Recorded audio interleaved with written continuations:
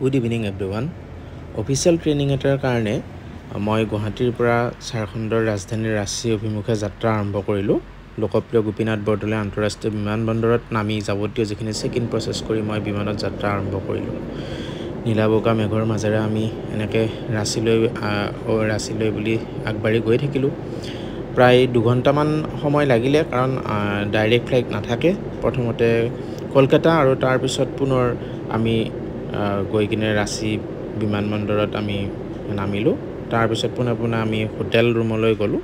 হোটেলত গৈ মই নিজৰ ৰুমত গৈ কিনে অলপমান ফ্ৰেছ হৈ কিনে আমাৰ ট্ৰেইনিংবিলাক আৰম্ভ হ'ব। এই 4 দিন ধৰি আমাৰ ইন হাউচ ট্ৰেইনিং চলিল আৰু বহুত ভাল আছিলে এই অভিজ্ঞতা। তাৰপিছত আমি এটা স্কুল ভিজিটত গ'লোঁ। এই ঝাৰখণ্ড বালিকা আৱাসিক বিদ্যালয় ইটকি বুলি এটা জেগাত হয়। স্কুলৰ পৰিৱেশ বহুত ধুনীয়া আৰু আপোনালোকে দেখিব বাহিৰত স্কুলৰ ছাত্ৰ ছাত্ৰীবিলাকে ইমান ধুনীয়াকৈ চেণ্ডেলবিলাক সজাই ৰাখিছে, ইমান পৰিপাটি হয়। আৰু গোটেই স্কুলখনেই এখন চৰকাৰী স্কুল যদিও সকলো ব্যৱস্থা ব্যক্তিগত স্কুলৰ নিচিনা, আৰু তাতে টিচাৰ ষ্টুডেণ্ট চবেই বহুত কষ্ট কৰে।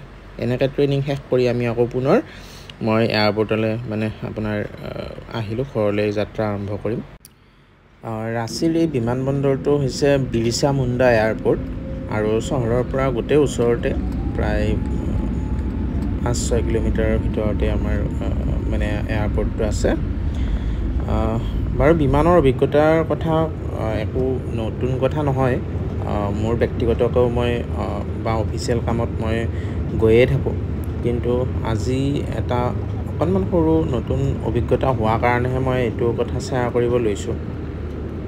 আমি এনেকৈ বিমানবন্দৰৰ পৰা যাত্ৰা আৰম্ভ কৰিলোঁ আৰু প্ৰায় 20-25 মিনিটমান আমাৰ যাত্ৰা আৰম্ভ হোৱাৰ পিছত অকণমান কি হৈ গ'ল, প্ৰায় টাৰ্বুলেঞ্চৰ সন্মুখীন হ'লোঁ। তাতে অকণমান এনাউন্স কৰিলে যে এনেকৈ টাৰ্বুলেঞ্চ আছে, গতিকে আপোনালোকে সাৱধানে থাকিব আৰু এনেকৈ। তাৰপিছত এই টাৰ্বুলেঞ্চটো কি হয় সেইটোৰ কাৰণে মই আজি ভাবিলোঁ অকণমান কথা ক'ম টাৰ্বুলেঞ্চটোৰ কথা। টাৰ্বুলেঞ্চ হৈছে আকাশত হোৱা এটা অনিশ্চিত প্ৰক্ৰিয়া। সাধাৰণতে বৰষুণ বা ধুমুহা বা পাহাৰৰ কাৰণে এইটোত কি হয়, বায়ুৰ গতিৰ পৰিৱৰ্তন হয় আৰু তাৰ কাৰণে এই টাৰ্বুলেঞ্চ হয়। আৰু টাৰ্বুলেঞ্চ হ'লে বিমানটো অকণমান আগবঢ়াত বা লেণ্ড কৰাত দিগদাৰ হ'ব পাৰে। আৰু আমাৰো ঠিক তেনেকুৱাই হ'ল। আমি যদিও গুৱাহাটী পাব লগা আছিলে, কিন্তু যে সময়তকৈ আমাৰ প্ৰায় 20 মিনিটমান ধৰি কিনে এক্সট্ৰা সময় আমাৰ লাগিলে, 20 মিনিটমান এক্সট্ৰা সময় লাগিল। বিমান তেনেকৈ উৰি থাকি প্ৰায় এবাৰ-দুবাৰমান অকণমান ট্ৰাই কৰাৰ পিছত বিমানখন আমি লাহে ধীৰে বতৰটো অকণমান ভাল হোৱা দেখিলে আৰু পাইলটসকলো যিহেতু দক্ষই থাকে, বিশেষ চিন্তা কৰিব লগা একো নাথাকে। আৰু এই পাইলটসকলৰ যিটো দক্ষতাৰ বাবে এটা বিশেষ টাৰ্বুলেঞ্চ পেনিট্ৰেশ্যন স্পীডত প্লেনখন চলাই নি থাকে। এনেকুৱা যেতিয়া টাৰ্বুলেঞ্চৰ সন্মুখীন হয়, তেতিয়া এই এটা স্পীডটো মেইনটেইন কৰি গৈ থাকে, যাতে কিবা বিশেষ বা বেছি অকণমান ভয়াৱহ কিবা পৰিস্থিতিও যদি হ'ব লগা হয়, তেতিয়াও যাতে সেই যাত্ৰীসকলৰ বা বিমানখনৰ একো নহয়, তাৰ কাৰণে পাইলটসকল সদায় সেনেকৈ ট্ৰেইনিং কৰাই থাকে তেওঁলোকক। গতিকে হ'লেও অকণমান সময়ৰ কাৰণে সকলোৰে অলপ হ'লেও চিন্তাত পৰে।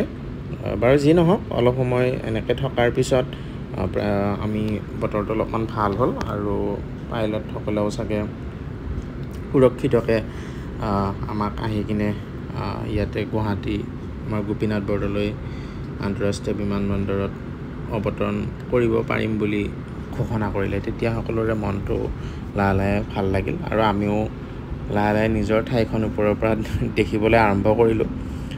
তেতিয়াহে কোনোমতে মনটো অলপমান ভাল লাগিল। আৰু লগতে আপোনালোকে গমেই পাই চাগে, গুৱাহাটী বিমানবন্দৰত এটা নতুন টাৰ্মিনেলো বনাই থকা হৈছে আৰু টাৰ্মিনেলটোৰ প্ৰায় 80% কাম শেষে হৈছে। চাগে কম দিনতে বা পূজাৰ সময়তে চাগে নতুন টাৰ্মিনেলটো উদ্বোধনো কৰিব।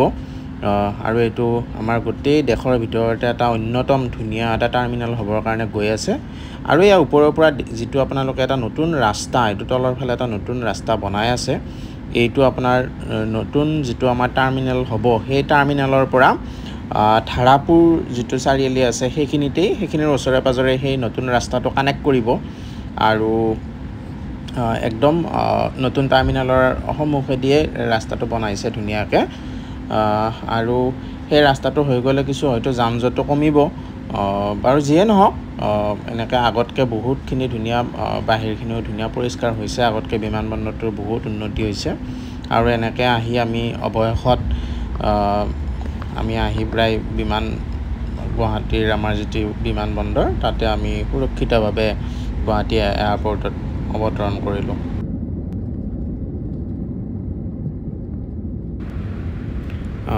এনেকৈ অকণমান গমেই পায় বিমানৰ পৰা অৱতৰণ কৰাৰ পিছত অকণমান সময় লাগে কাৰণ যাত্ৰী যিহেতু বহুত থাকে তাৰ পৰা আমি লাহে লাহে ওলাই কিনে পুনৰ কি কৰিলোঁ গাড়ীৰে আমাক এনেকৈ ভিতৰলৈ লৈ আহিলে আৰু তাৰপিছতে আমি লাগেজ কালেক্ট কৰি ঘৰলৈ আহিলোঁ ধন্যবাদ